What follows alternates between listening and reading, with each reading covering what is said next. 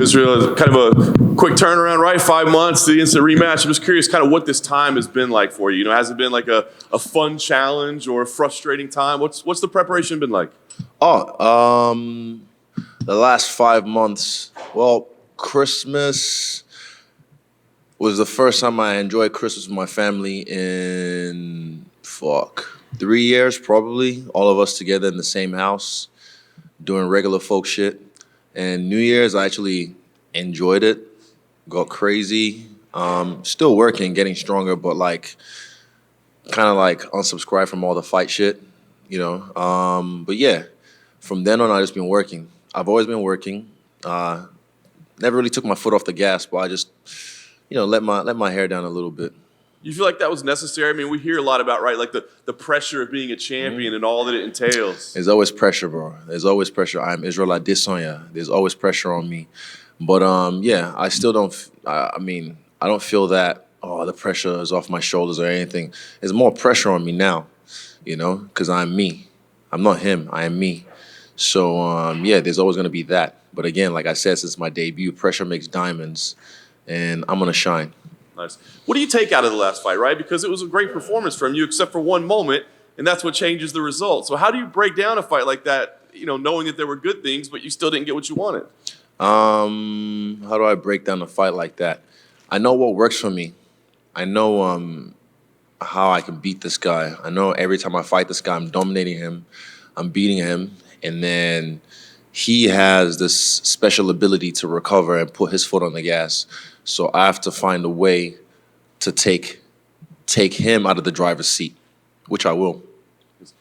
We think of you as a very mentally strong person, right? But this guy has been following you in your career. I mean, does this guy bother you? Is he annoying to you, or No.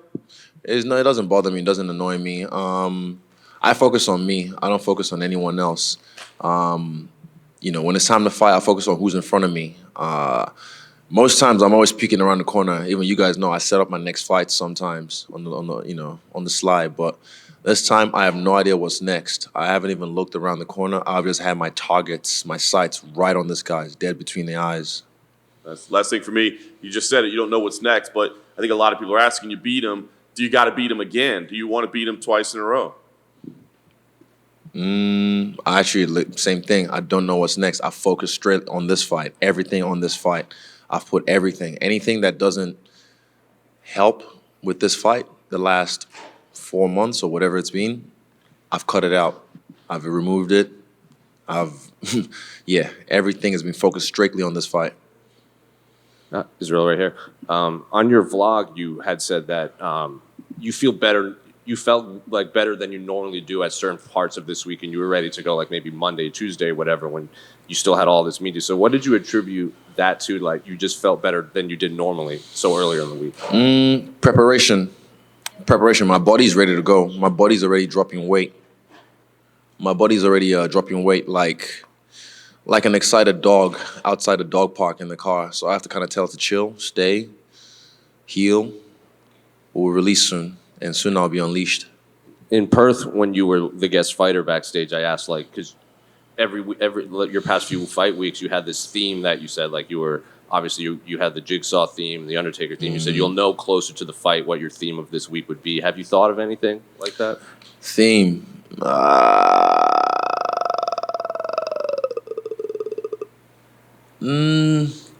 My life's a movie, like legit.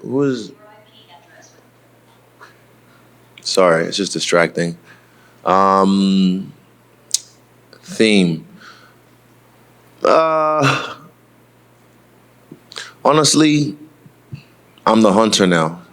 I've just been hunting, in every sense of the word, and I'll make sure, when it's time to fight, I'll hunt him down. Like I said, my target's straight on him, nothing else. Anything else, not even him after this, I don't care. I'm focused on right now. You also shared a video of that promo package of The Rock and Stone Cold on Twitter. Are you viewing you and Alex as that type of rivalry? No, not really. I just, me and my boys were just talking. We've been watching a lot of WWE stuff at the house, and I was like, oh yeah, that was that My Way highlight, one of the greatest highlights ever. And then I saw that bit, and I remember what The Rock said, the way he said to Stone Cold, everything I'm gonna put. I felt that. So that's why I shared that. And also, it's fucking dope highlights. So, yeah, and it was WrestleMania weekend. So it was a nice little homage to the merger. Yeah. Well, I was gonna ask about that. What do you think of Endeavor buying the majority stake in the WWE, and now that it's kind of a package with the UFC right now? I like it. Izzy, going back to that Rock Stone Cold trailer, do you view yourself and Alex as that sort of rivalry? Is this that rivalry in your career that you've sort of been waiting for, your nemesis, this guy that you can go back and forth with over and over? I've had a couple, but none like this. This is probably the greatest storyline in MMA history. And it's coming. Okay, it's coming. It's probably one of, if not the greatest storyline in MMA history. And not many people get the opportunity to show how great they are, to rise to the occasion when all the odds are stacked against them, when people have counted them out. And for me, this fight, I feel like the underdog. I feel like everyone's counting me out. I feel like, because of the results of the last fight, people were just like, goldfish memories. They forgot what I've done in this game. They forgot who I am. And it's time to remind people how great I am. Tell us, in your mind, why this is the greatest rivalry in MMA history. It's spanned across it's spanned across years, across 2 different combat codes, spanned across different countries. The history of matchups between me and Alex, even in the way that in his head he's the protagonist, In my view, my POV, I'm player one. I'm the protagonist. He's the antagonist. And I'm just doing so much better in life. And he kept on trying to chase what he already had. And then got to this point. I made it easy for him to get to the title. I didn't make it easy for him to get the title, but to get to the title, I made it easy for him because he already had that win over me in kickboxing. So he dodged all the gauntlet. Like I didn't dodge the gauntlet. I went through every different style you could to get to this point. Fought sambo guys, jiu-jitsu guys, wrestlers, strikers, MMA guys. So yeah, it was an easy layup. But now this is the point where it's like I'm down, 2 fights in kickboxing, 1 fight in MMA. Can you guys keep it quiet in the back, please? Whoever's there, opening the door. Sorry, I'm trying to think. Thank you. So yeah, I'm down 3. And then this is like in every movie that you're one shot. This is my Eminem moment, my 8 Mile moment, You get one shot, do not miss your chance to blow. This opportunity comes once in a lifetime. And this is it. This is it for me. This is like, imagine what if I get it done? What if I get it done better than he's ever done it? What if I butcher him and beat the fuck out of him? Because I always do, but I just ramp it up now. And I don't let him get any breath, and I take him out. I put him on his back. We'll find out. I do all this shit, and I beat his ass, do some damage to him, and it's just like, wow, amazing. Like I said, I don't keep score. I settle them. And he who laughs last laughs best. Last one from me. I know you're a guy who likes to show appreciation and love to people that you think are talented. You're sharing a card with Adrian Yanez, a guy I know that you really appreciate his skill. That's the fight I'm looking forward to, apart from mine the most. Adrian Yanez, I just saw him in the bathroom before. That guy, I got so much love for his style, so much respect for him as a person, for his coach, Thug Jitsu, Eve Edwards. But he's a force to be reckoned with. 135, he's the next champ. I mean, respect to everybody else in the game, but I feel like he's shout out to Rob Font as well. Rob Font's a veteran in this game, a hell of a fighter. It's a big test for him. But Adrian Yanez is that dude. I even know he's a black belt. I thought he's just a striker, but he's a black belt in jiu-jitsu. I'm like, fuck. And you haven't even seen much of that yet, but he's just butchering everyone on the feet with his hands and his kicks. And yeah, I look forward to watching his fight and taking inspiration from that. Izzy, many long-standing champions like GSP and Anderson Silva have talked about how they felt better after losing the belt, like it took off a pressure off them. I'm wondering if you experienced anything similar, almost like a relief of kind of losing that championship pressure? Nope. And you mentioned how obviously you're focused on Pereira here and you're out to beat him. Do you almost expect an immediate trilogy bout if you do beat him? Because, I mean, as you mentioned, the storyline's there and it'd be 1-1 in mixed martial arts. Nope. So you think you beat him and it's done? I don't know what's happening after this fight. I'm focused fully on this fight. And you mentioned on your YouTube channel that this is your last shot. I'm wondering, what exactly did you mean by that? Did you mean like in the division, at Pereira, or in your career as a whole? What did you mean by the last shot? At Pereira, I'm going to get this done worse than he ever has. Yeah. And in that fight, we saw that you had a lot of success in the wrestling in the first fight.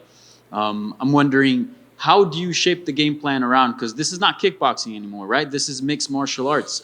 Is the wrestling an area that you're thinking about exploiting on Saturday? Maybe. Thank you. Israel. Thank you. To your left. To your left over here. You're next. So, you know, you mentioned earlier, you know, people forgetting things about you and Alex, that you've been beating his ass, for lack of a better term, the majority of the fight. I think a lot of people forget. I mean, first round, you might have been 10 seconds away from winning the fight in the first 3 round. seconds, one shot. Yeah. And so I'm just kind of curious, you know, obviously progressively in that fight, you ended up losing, but just kind of curious, like, what do you take from the fact that you were 3 seconds away from winning, and how can you capitalize that? That's in the past. That doesn't really come into my mind frame. I just know I've heard this guy. He knows. He might try and bullshit and whatever. He's not. I don't have to try and intimidate. He doesn't get intimidated. Neither do I. I fear no man that walks this earth. But yeah, that's in the past. This is now, and he knows how dangerous I am. He knows I'm not an easy fight. He knows he's gonna have to go through fire. He's gonna have to go through fire. And I'm gonna make him fight for his life in this fight. But this is, I said say less, do more, but we're here. You put a mic in front of me. You expect me to talk. I'm over all this shit. I really just want to fight, but you guys want some words? I'll give you words. I'm going to make him fight for his life. It's not no trash talk. It's not no bullshit. I'm here to fight. I'm ready to go. I can weigh in probably tomorrow. If you make me, I'll weigh in tomorrow and we can fight. But right now, I'm just over the trash talk, all the speaking. I just want to fight.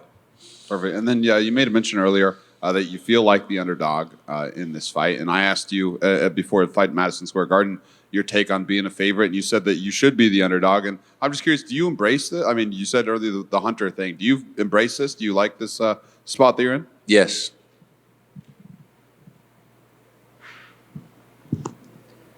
Welcome to Miami.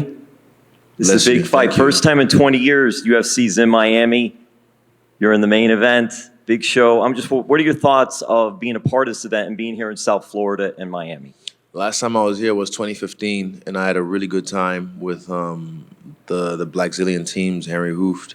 Shout out to Glenn. That's his name, Glenn, RIP. Because they looked after me when I was here, and I had a really good time. So far, I've had a good time being in Miami, but make no mistake, I've had my eye on the target. And like I said, that's really all I'm focused about. But last night we went to a comedy show. It was outside in South Beach, just taking the sights in. But yeah, I'm here for work. I'm here for war. And you mentioned WWE, and I'm curious because we talked a little bit about the merger with WWE UFC. Did you get to watch WrestleMania? Did you have a favorite moment? Would you like to be on a WrestleMania someday?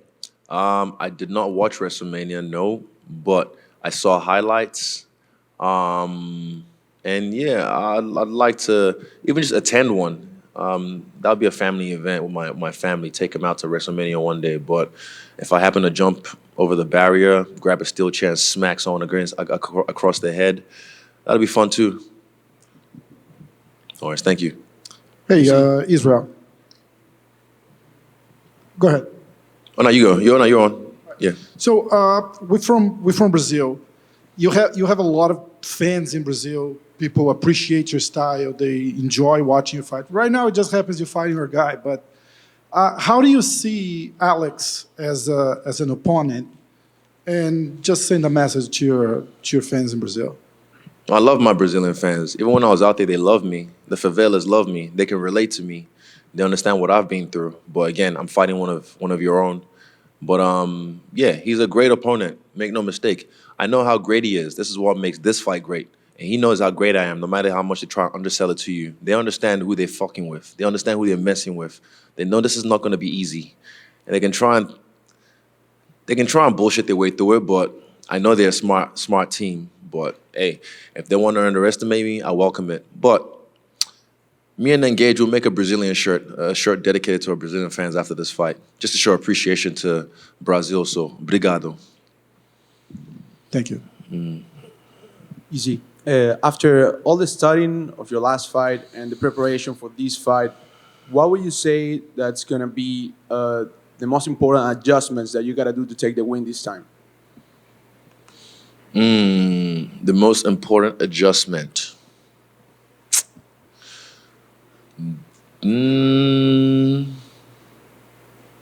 Don't give him a chance to breathe. You think that was very important in the last fight? Yeah. I mean, I let him breathe a little bit, but this time, suffocate him. Thank you. Izzy, just one more here. I know you're obviously a big fan of Anderson Silva and you have a lot of respect for him. It was announced recently that he's going to join the UFC Hall of Fame. Just curious to get your reaction, and I don't know if you have some words for his career and what he meant to you personally. I mean, about time. He's already been a legend, Hall of Fame to a lot of people, so that goes without saying. Izzy from here. I'm from Brazil, as the last reporter. Your coach said recently that he didn't not agree with this quick turnaround. Who did? Sorry? Who said that? Your coach. My coach. Yeah. Said he did not agree with this quick round to face Poatan. And what do you think about this statement? I don't know. Ask him. Okay. Thank you. That's it? Cool. Thank you.